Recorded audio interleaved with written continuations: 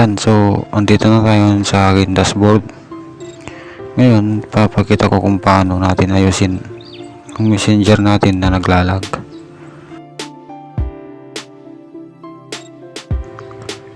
Ayan, buksan na natin siya. So, kung makikita natin, ganyan lang siya. Umiikot-ikot yung bilog na kulay blue. Mahirap naman kung tatype natin isa-isa yung mga tao.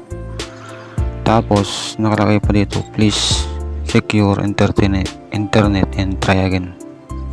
Pero napakalakas naman ng internet natin.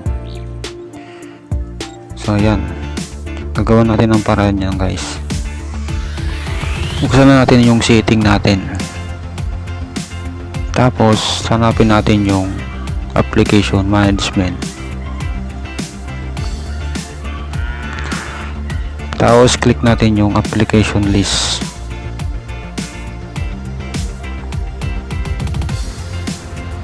Ayan, so hanapin natin na yung messenger. Buksan natin siya.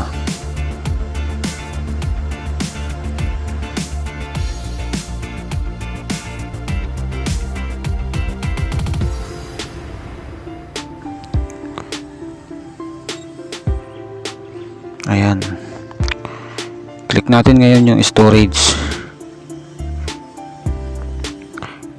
Click clear natin siya.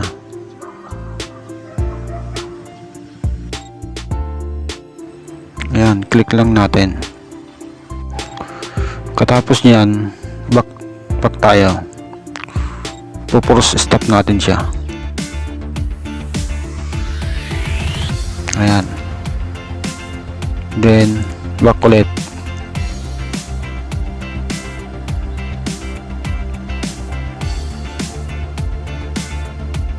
Ayan, punta tayo ngayon sa Play Store. Magda-download tayo ng Messenger Lite.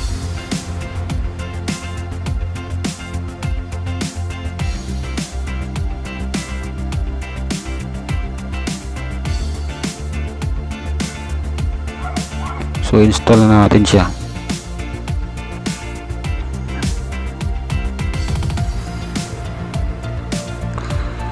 Ayan, open na natin siya.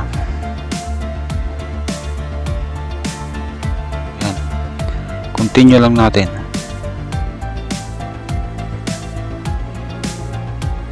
Tapos turn on, allow.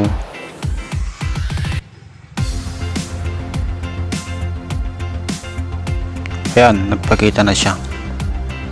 Tatanggalin natin yung ibang mga messages dyan, yung hindi natin kailangan, lalo na sa mga GC.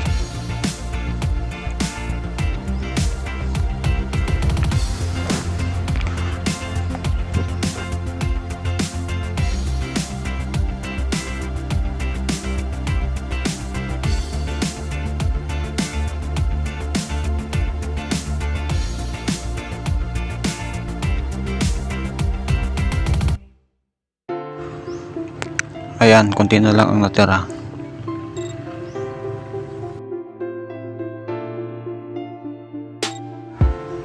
Tapos power off natin siya, saka natin buksan.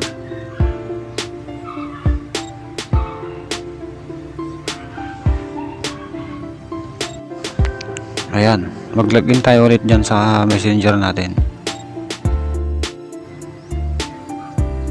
Click lang natin siya hanggang magbukas.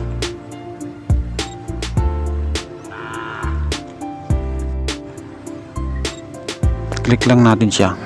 Ayan, nagpakita na siya. Ayan, so hanggang dito na lang, guys, yung ating tutorial. At bago matapos, huwag mo naman akong kalimutan